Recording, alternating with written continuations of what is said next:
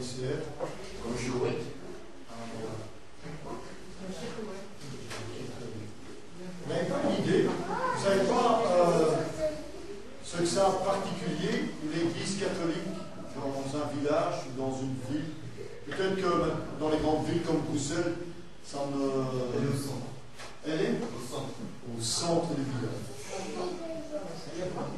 Vous vous êtes jamais posé la question pourquoi l'église est au centre du village? Elle est au centre du village parce que, en principe, toute la vie journalière et la vie en général est centrée autour de l'église. Et il y avait même, pour montrer que tout était bien centré, il y avait autour de l'église le cimetière. Et un pape à Mistro. Donc autour de l'église, il y a des bisous.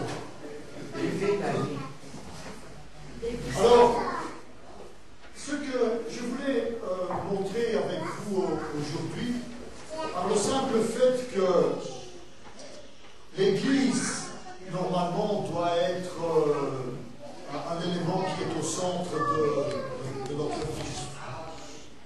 Toute notre vie spirituelle et toute notre vie avec Dieu doit être le centre de notre vie. Et comme tout passe au travers de l'Église, l'Église doit être un des éléments qui fait partie intégrante de notre vie. Avec le temps qui passe, l'Église est devenue le lieu hebdomadaire où on va assumer ses devoirs, plus que faire partie de notre vie. Et faire que ça puisse être un élément qui va nous permettre de nous épanouir spirituellement. N'oubliez pas, Jésus-Christ a institué l'Église et il a dit « Je suis la tête du corps qui est l'Église ». Il a dit aussi que je suis l'époux et l'Église est l'épouse. C'est uni. C'est indissociable. Alors, c'est vrai que beaucoup de gens ont tendance à dire Dieu est partout, d'où je peux louer Dieu n'importe où. Oui, c'est vrai, vous pouvez louer Dieu n'importe où. Mais l'épanouissement spirituel, notre responsabilité en tant qu'enfant de Dieu, passe au travers de l'Église. Pourquoi? Parce que Jésus-Christ nous a donné 5 objectifs qui sont en même temps les objectifs de notre vie.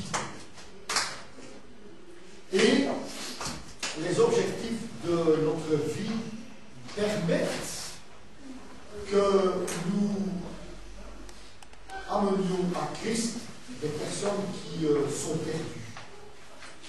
Un lieu où on peut se rencontrer pour accomplir l'œuvre de Dieu. Vous savez, il y a une constatation qui a été faite, et on n'est pas tout à fait sûr, mais il y a quand même certains éléments avec lesquels on est certain, c'est qu'après 25 ans, après la mort de Jésus-Christ, quand l'Église a commencé à se développer à Jérusalem, il y avait entre 60 et 100 000 membres dans l'Église chrétienne. Et on sait, par les statistiques, que l'Église, le nombre d'habitants qu'il y avait à Jérusalem à cette époque-là était de 200 000. Ça, c'est fort. Ça nous montre que 50% de la ville était chrétien. Et ce n'est pas étonnant qu'on dise cela, parce qu'il y a même une expression dans Actes des Apôtres qui disait que les chrétiens remplissaient Jérusalem. Alors, comme les chrétiens remplissaient Jérusalem, ça veut dire qu'ils avaient un impact. Quand vous regardez le livre de Actes des Apôtres, vous allez trouver 8 caractéristiques de l'Église primitive qui les positionnent pour avoir ce genre de bénédiction divine, que beaucoup de gens se convertissent. Si nous faisons un écho à l'action de l'Église primitive, on peut s'attendre à la même bénédiction de Dieu sur notre Église, autant que ces anciens dirigeants voyaient une bénédiction pour l'Église de Jérusalem. Les gens, là-bas, les pasteurs à Jérusalem, prenaient conscience que Dieu voulait bénir l'œuvre et voulait bénir cette Église. Dieu voulait que les gens soient sauvés. Et ceux qui ont étudié la Bible ont fait ces constatations en disant, Actes des Apôtres, qu'il y a 8 caractéristiques. Alors, ces caractéristiques, c'est, je vais vous les citer comme ça, vous allez voir qu'elles commencent tous avec la même lettre. Hein. C'est qu'il faut être des ministres, il faut maintenir quelque chose dans l'Église, qu'il faut multiplier des choses dans l'Église, qu'il faut magnifier quelque chose dans l'Église, qu'il faut maximiser quelque chose dans l'Église, qu'il faut modéliser quelque chose dans l'Église, qu'il faut mobiliser quelque chose dans l'Église et qu'il faut mouvoir quelque chose dans l'Église. Ça commence avec des... J'ai dû faire un effort pour y arriver, hein, parce que ça connaît pas, alors il faut quelquefois forcer les trucs. Mais c'est pour vous permettre de retenir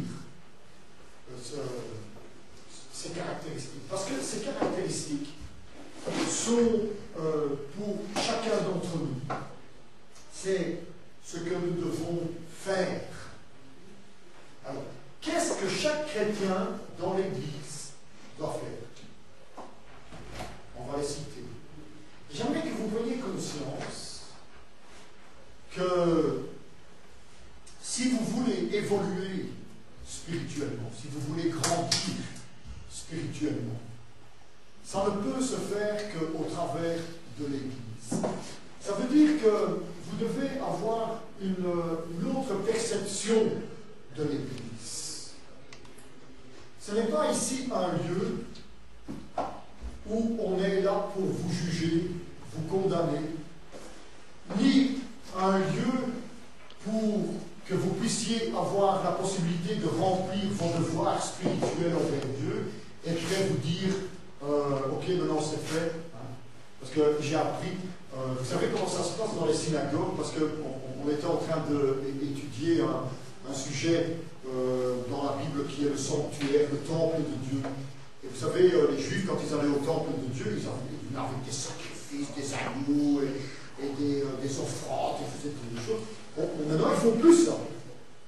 Alors, qu'est-ce qu'ils font? Ils se réunissent dans un lieu qu'on appelle une synagogue et ils font des lectures dans l'Ancien Testament. Alors, ils font ça à une vitesse pour lire. À un tel point que, une fois que la première tranche des lectures est faite, il y a une petite pause, comme nous on fait la pause café, hein, on parle de choses et d'autres, et bien eux parlent de leurs affaires, et puis après, bon, quand la pause est terminée, ils reprennent leur lecture, ils font tout, voilà, et comme ça, très très vite, de façon que quand tout le travail est terminé, eh bien, ils peuvent s'en aller à la maison. Ça, c'est pas ce que l'Église doit nous apporter. L'Église a une fonction qui est beaucoup plus importante. Elle est le corps de Christ. Elle est le représentant de Jésus-Christ. Et il faut que vous ayez un rapport avec l'Église qui est tout à fait différent de ce que l'on a véhiculé dans le passé ou à travers les siècles. La première chose que je veux que vous preniez conscience dans votre vie, c'est que vous devez être des ministres dans la puissance du Saint-Esprit. Quand on prend le premier chapitre d'Actes des Apôtres, on va prendre quelques versets qui nous concernent, nous voyons que Dieu, Jésus-Christ, dit à ses apôtres, ne vous éloignez pas de Jérusalem, mais attendez la promesse du Père que vous avez entendue de ma bouche. Jean a baptisé d'eau, mais dans quelques jours, vous serez baptisés du Saint-Esprit. Les premiers chrétiens ont été baptisés du Saint-Esprit. Le Saint-Esprit n'était pas encore là. Il y a eu un acte qui a montré qu'ils ont acquis le Saint-Esprit. Nous, en tant qu'enfants de Dieu, nous acquérons le Saint-Esprit au moment où nous nous convertissons, au moment où nous acceptons Jésus-Christ comme notre Seigneur et notre Sauveur. Pas notre Sauveur tout seul, notre Seigneur. Ça veut dire que nous avons une responsabilité envers Dieu. Et pour pouvoir assumer cette responsabilité, nous avons besoin du Saint-Esprit. C'est pourquoi nous pouvons être des ministres de Dieu dans la puissance du Saint-Esprit.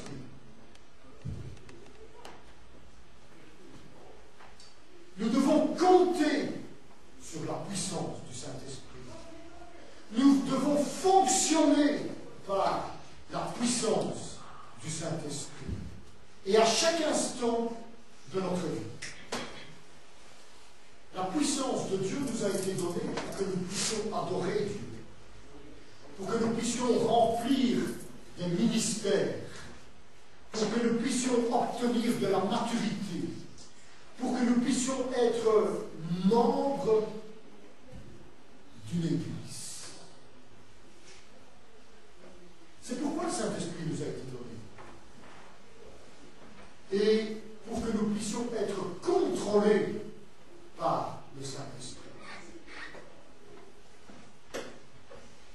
Une des caractéristiques de personnes qui essayent d'agir dans une Église sans l'Esprit de Dieu est très simple.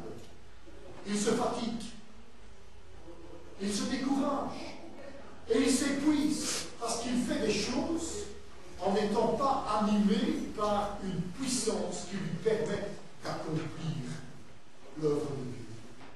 Vous venez ici tous les dimanches et vous restez assis sur le banc pendant 2h30. Si vous n'êtes pas animé du Saint-Esprit, c'est impossible d'écouter, de chanter et de faire ce que l'on doit faire. Parce que ça va vous scier plus qu'autre chose. Parce que ce que je vous dis, ça ne vous intéressera pas. C'est pourquoi il faut être animé du Saint-Esprit. Et ça va vous permettre de trouver les forces pour exécuter votre ministère et de pouvoir agir par cette puissance. Le point de départ, c'est d'agir avec la puissance du Saint-Esprit. Et il leur a dit, ne vous éloignez pas de Jérusalem. Attendez jusqu'à ce que vous obteniez ce pouvoir. Jusqu'à ce que vous obteniez mon pouvoir. Vous l'avez reçu, ce pouvoir.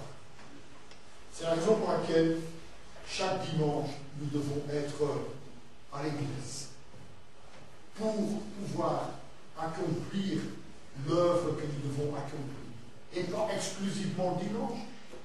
Normalement, notre église devrait avoir d'autres jours où chacun d'entre nous pourrait œuvrer.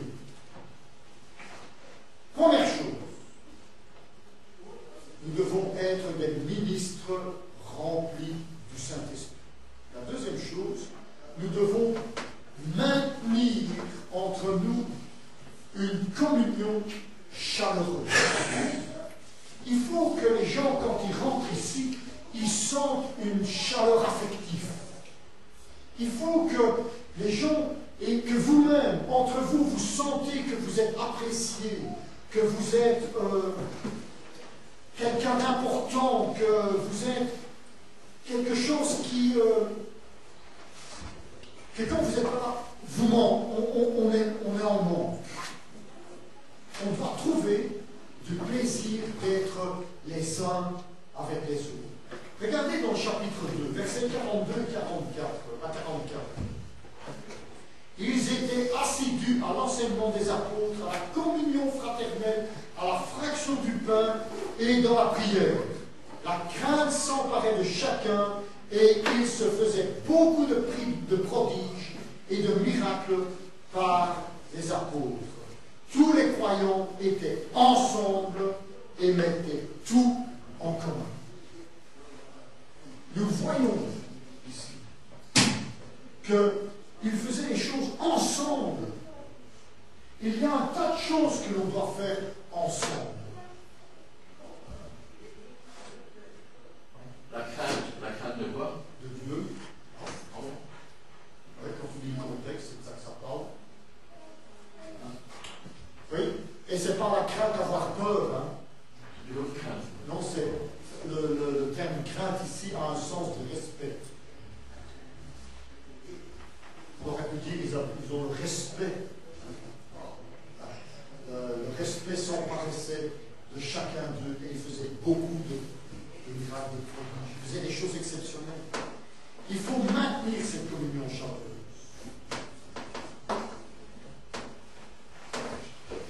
On voit dans cette illustration un parfait exemple de fraternité. Ils s'aimaient. Est-ce que vous vous aimez les uns les autres? Est-ce que vous faites un devoir de vous aimer? Vous savez, quand Dieu a un tas de petits bébés chrétiens, c'est-à-dire des nouveau-nés, il cherche le plus chaud incubateur qu'il peut trouver. Et j'aimerais que ça soit notre Église.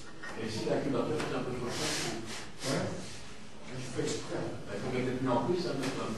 Parce que je veux que les gens se sentent bien.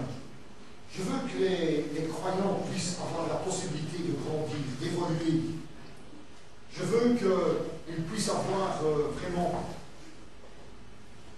cette ressource qu'ils ont besoin pour évoluer. Un enfant ne peut pas, un bébé ne peut pas évoluer s'il n'a pas l'amour de sa mère ou de sa famille. Les enfants de Dieu non plus ne peuvent pas grandir. Et le texte dans Actes des Apôtres nous le montre bien. 10 fois, dans les 5 premiers chapitres, il est dit qu'ils ont été unifiés. Et ils utilisent des phrases comme ils étaient d'un commun accord, d'un seul cœur, ils avaient un but, un esprit, tous unis dans la pensée. Oui, ils étaient unis. Dieu peut supporter un manque d'installation, un manque de programme, un manque de dirigeants dans une église. Mais il y a une chose qu'il ne peut pas accepter dans une église, c'est la discorde. On ne peut pas se disputer dans une église. On doit résoudre les problèmes. On peut avoir des différends, d'accord, mais on doit en parler les uns avec les autres pour en trouver des solutions afin de s'aimer davantage. L'harmonie, l'unité doit être maintenue à tout prix parce que l'Église est une communauté fraternelle. Nous devons construire une communauté fraternelle, les uns avec les autres. Notez le résultat de la fraternité dans le verset 47 du chapitre 2. Qu'est-ce qu'il dit? Louons Dieu et trouvons grâce auprès de tout le peuple. Le Seigneur ajoutait chaque jour à l'Église ceux qui étaient sauvés. Cette harmonie, cet amour qu'ils avaient les uns pour les autres, eh bien, leur permettait de grandir. Le résultat, c'était qu'ils célébraient chaleureusement et harmonieusement Dieu. Et personne n'était mis de côté. Ils étaient tous impliqués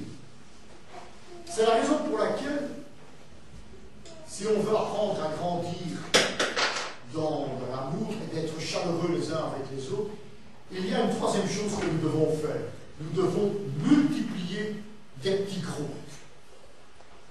Des petits groupes. Il faut faire des petits groupes, parce qu'il y a un avantage à faire des petits groupes dans l'Église. Vous allez me dire, oui, mais ça va créer la division. Non, contrairement à ce qu'on croit. On ne peut pas tous être amis avec tout le monde. On a des personnalités différentes. On a des vues différentes. On a des affinités différentes. On a des âges différents. On a des cultures différentes. On a des intérêts différents. On peut être tous unis en faisant partie tous des petits groupes. Parce que les petits groupes, eh bien, c'est extensible à l'infini. Les petits groupes, c'est comme Jésus a fait, hein, des petits groupes de 12. Ça, c'est les groupes idéaux. Faire des petits groupes de 12 pour faire des activités communes et avoir des objectifs communs.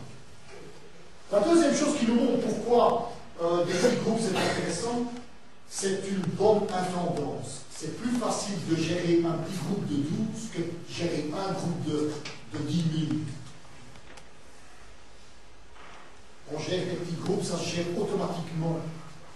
La troisième chose, ça favorise les relations, ça crée des intimités, ça permet de pouvoir se fortifier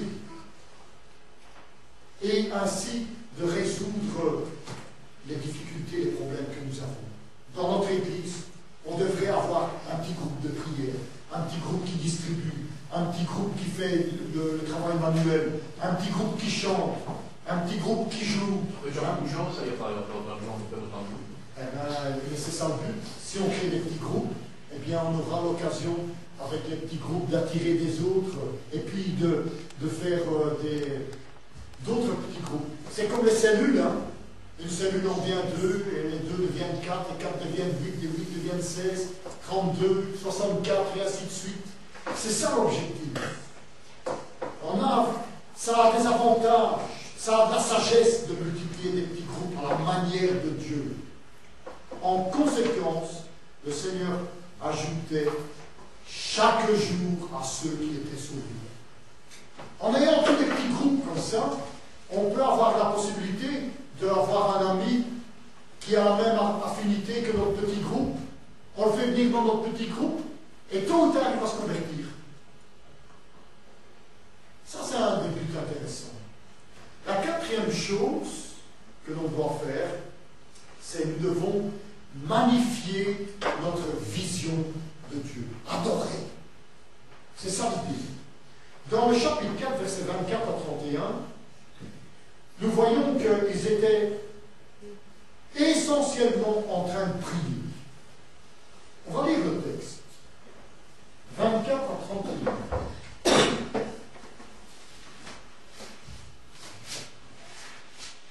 Il dit ceci. Lorsqu'ils eurent entendu, ils élevèrent à Dieu la voix tous ensemble et dirent, Seigneur, toi qui as fait le ciel, la terre, la mer et tout ce qui s'y trouve, c'est toi qui as dit, par le Saint-Esprit, par la bouche de notre Père, ton serviteur David, pourquoi ce tumulte parmi les nations et cette impensée parmi les peuples? Les rois de la terre se sont soulevés et les princes se sont ligués contre le Seigneur et contre son oint. En effet, contre ton saint serviteur Jésus que tu as oint, Hérode et Ponce Pilate se sont ligués dans cette ville avec les nations et avec les peuples d'Israël pour faire tout ce que ta main et ton conseil avaient arrêté d'avance.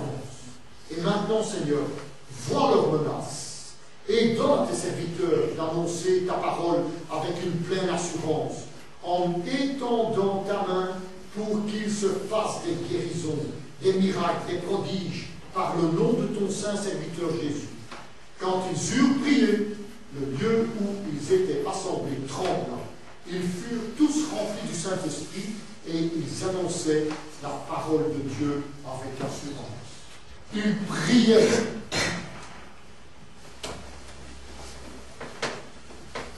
Ils priaient. Nous sommes les enfants du roi. Nous sommes du côté des vainqueurs. Nous avons lu le dernier chapitre de la Bible et nous savons comment ça va terminer. Jésus-Christ a brisé nos chaînes. Et Jésus dit dans la Bible, je bâtirai mon église et les portes de l'enfer ne prévaudront point contre elle. Nous attaquons l'enfer avec des pistolets à eau et nous essayons d'arracher les gens dès la sortie de la gueule de l'enfer.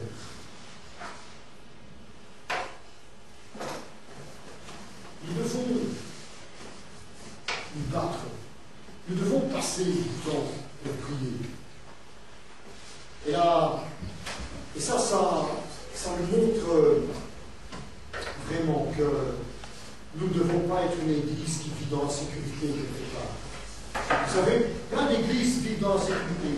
Ils se tiennent aussi loin que possible des incroyants qu'ils le peuvent, afin qu'ils ne soient pas entachés. Vous savez qu'il y a des églises qui n'acceptent pas que les homosexuels rentrent dans leur église. Je ne suis pas pour l'homosexualité, je suis contre ceux qui le pratiquent. Mais moi, tous les homosexuels peuvent venir dans mon église. Parce qu'ils ont besoin d'entendre la bonne nouvelle qu'on a. Tous les voleurs, tous les criminels.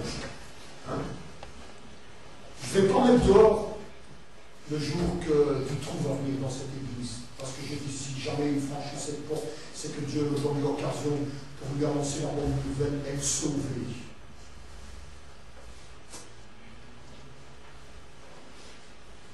Et c'est vrai, ça peut être dangereux. Imaginez-vous maintenant qu'on accepte toutes les prostituées ici dans l'église. Ça va être dangereux pour les hommes. Pas spécialement. Ça dépend, c'est pour eux. Ça dépend de quelle influence on a, ou comment on est sensible par rapport. C'est le regard quand même. Vous imaginez?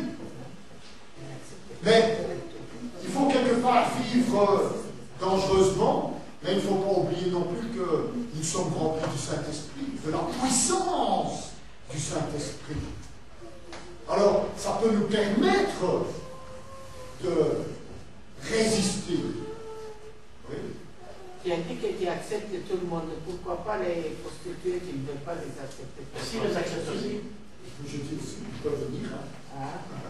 Ils peuvent tous venir. Je dis ça peut être dangereux pour certains, mais tout le monde a besoin de l'évangile. Alors, nous devons vraiment faire ce qui est important. Nous devons nous approcher de l'enfer le plus près possible, à un tel point que nous en sentons l'odeur. Et là, bâtir notre église. Parce que ça, c'est une station de secours pour tous ceux qui vont risquer de tomber dedans. Qu'ils passent par notre église avant de tomber dedans. Et que ça nous permet de pouvoir les en sortir. Vous savez, quand nous sommes dans le bateau et que Jésus est le capitaine, on n'a pas à avoir peur des vagues et des tempêtes.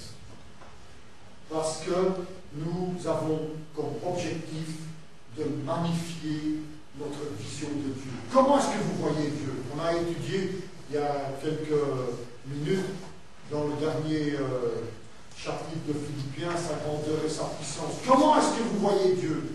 Est-ce que vous le voyez comme quelqu'un qui a une puissance infinie? Ou est-ce que vous pensez qu'il est limité? La cinquième chose que l'on voit, c'est que nous devons maximiser la puissance de la prière. On avait lu le texte là, dans Actes chapitre 4, versets 24 à 31. Eh bien, vous savez que dans Actes des Apôtres, 48 fois, l'expression « ils ont prié » nous montre que si nous faisons la même chose, notre Église peut être une Église puissante. L'Église primitive priait. Elle comptait sur la prière. Quand Pierre était en prison et qu'un ange est allé le délivrer, qu'est-ce qu'il faisait auparavant? Il priait.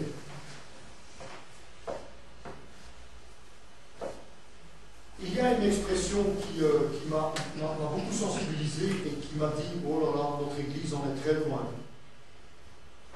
fois que vous avez prié, est-ce que le lieu où vous avez prié a tremblé, comme il dit dans le verset 31? Quand ils eurent prié, le lieu où ils étaient assemblés trembla. Ils furent tous remplis du Saint-Esprit et ils annonçaient la parole de Dieu avec assurance. La dernière fois que l'on a prié, vraiment pour quelque chose d'important, est-ce que notre Église a tremblé? Moi, notre Église, Pas ça 95. depuis 40 ans depuis 49 ans que je suis dans notre Église, je n'ai jamais senti cette Église trembler après que l'on avait prié. Ah, j'ai vu des exaucements de prière, c'est vrai. Mais vous ne trouvez pas ça anormal que notre Église n'a jamais tremblé par la puissance du Saint-Esprit parce que nous n'avons pas prié comme il fallait prier?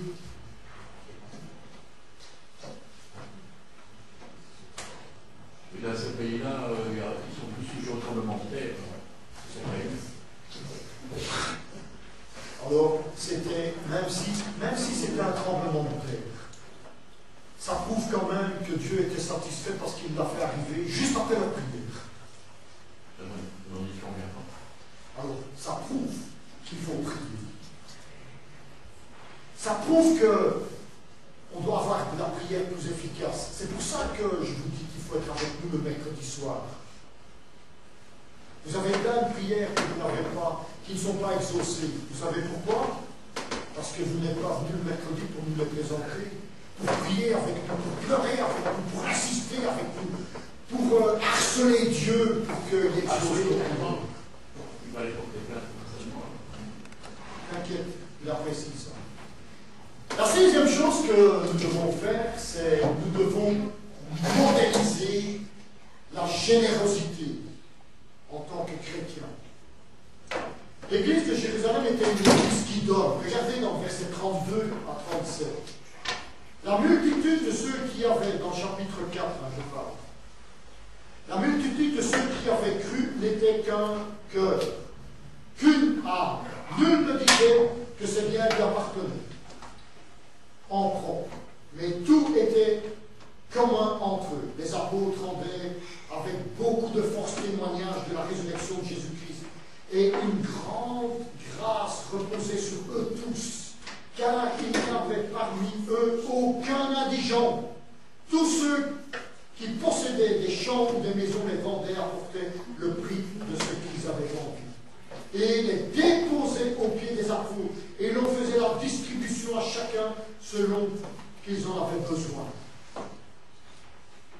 Ils étaient généreux. Ils étaient généreux. Nous devons apprendre à être généreux. Je sais que vous n'êtes pas riche. Je sais. Je ne demande pas que vous vendez tout ce que vous avez, même votre chemise, et que vous apportez tout à l'église. Non. Je demande que vous soyez généreux. Généreux. Vous savez, les apôtres ont eu la puissance de pouvoir prêcher la résurrection de Jésus-Christ parce que dans cette église, ils étaient généreux. Comment est-ce qu'on le voit? Dans le verset 32, ils étaient généreux parce que leur générosité a produit l'unité dans l'église. Tu as besoin de quelque chose? Si je l'ai, je peux te le donner, je te le donne. Dans le verset 33, dit que c'était un témoignage puissant à la communauté. Les 50% des gens qui étaient à Jérusalem, qui n'étaient pas chrétiens, voyaient qu'ils étaient généreux. Et dans le verset 44, 34, pardon, il n'y avait personne dans l'église qui était dans le besoin. Tout le monde avait ce qu'ils avaient besoin. Ça nous montre que nous devons apprendre à être généreux. Nous devons aider les uns les autres. La 7e chose que l'on voit, c'est que nous devons nous mobiliser. Tous, chacun d'entre nous devons nous mobiliser pour remplir un ministère. Acte chapitre 6 décrit un problème qui se pose dans l'Église primitive. Les Grecs et les Arméniens, hein, c'était des Juifs de culture grecque et des Juifs de culture arménienne, les uns et les autres recevaient à manger. Et les uns se sentaient traités d'une manière différente des autres et étaient insatisfaits. Ils trouvaient ça pas juste. Ok, un problème s'est présenté. Qu'est-ce qu'ils ont fait? Ils ont créé un ministère. Ils ont nommé 7 serviteurs pour servir aux tables.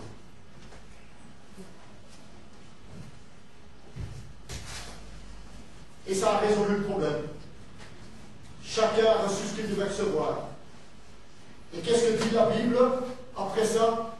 Alors la parole de Dieu se répandait et le nombre des disciples à Jérusalem augmentait rapidement. Équité, générosité. Et ça a contribué à faire développer l'Église. Lorsque chaque membre a un ministère, ou est dans un ministère, parce qu'il a découvert le don que Dieu lui a donné, et qu'il sert l'Église et les autres, alors l'Église se déplace d'un seul dirigeant, c'est-à-dire le pasteur qui d'habitude fait tout, vers une Église qui est utilisée par la multitude. Alors on est l'Église de Dieu. Quand tout le monde dans notre Église sera impliqué dans un ministère, nous serons l'Église comme Dieu veut qu'elle soit. Et tant que l'on ne sera pas arrivé à cela, eh bien, nous ne serons pas l'Église comme Dieu veut qu'elle soit. Et nous devons y travailler. Nous devons, et ça c'est le 7e point, être une Église en mouvement. Pas une Église statique. Chacun de nous dans notre vie, nous devons être en mouvement dans la mission de Dieu. C'est remplir, comme le dit le 8e chapitre, hein, remplir le monde de disciples. Accomplir la grande ordonnance que Dieu nous a donnée. Allez, allez, faites de toutes les nations des disciples. Ça, c'est ce que Dieu a fait. Que nous fassions des disciples. Mais pour que nous puissions faire des disciples en quantité incroyable, il faut que chacun remplisse un ministère dans l'Église. Chacun a sa place. Et alors nous serons une Église en mouvement et pas un certain nombre qui tire les autres. Parce que nous serons tous le moteur. Nous serons tous actifs. Votre corps est en mouvement tout le temps. Il bouge tout, le sang circule, les muscles fonctionnent. Les mains, regardez tout ce que je fais. On voit, je suis en mouvement. Parce que tous les membres travaillent. Et c'est comme ça que l'Église doit aller.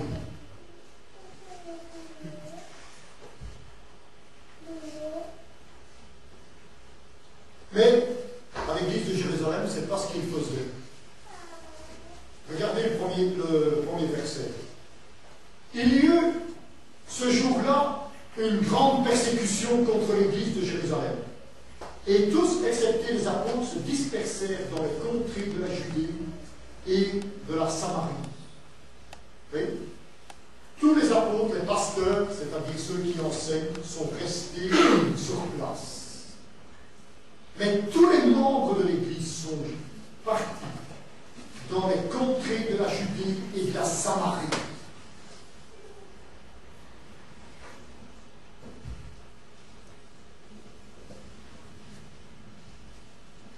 Ils ont agi, ils ont fait quelque chose. Ils ont été annoncer l'Évangile partout où ils pouvaient l'annoncer. Dieu a permis cette pression. S'ils avaient fait ce qu'ils devaient faire, ils n'auraient pas été persécutés. Mais ils ont été persécutés parce qu'ils n'ont pas fait la tâche que Dieu leur a commandé de faire. D'aller. Et nous devons faire ça. Hier, on devait distribuer. Et j'avais 3 personnes disponibles. 2 sont allés distribuer et un a dû faire un autre travail dans l'église parce qu'il fallait préparer le travail pour faire la préparation du bâtiment. Oui. Mais où étaient les autres? Où étiez-vous? Ok, vous ne pouviez peut-être pas venir hier. Hein? Moi, je n'avais pas non plus imprimé toutes les étiquettes parce que je ne les avais pas. Je suis aussi coupable que vous. Mais, on aurait pu dire, mais oui, mais moi, je peux prendre un paquet, je vais faire un quartier tel jour. On doit être en mouvement. On doit être une équipe. On doit être un petit groupe pour que l'on puisse faire ce que nous devons faire. Et ainsi, accomplir la volonté de Dieu. Vous savez, Dieu n'a jamais dit qu'il allait bénir l'église de Jérusalem. Il a dit, ou bénir les réunions. Il a dit, je suis venu afin que vous ayez la vie et la vie en abondance. Et où peut-on trouver la vie en abondance?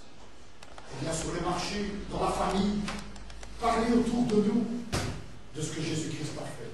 Nous devons accomplir ça. Nous devons faire ça.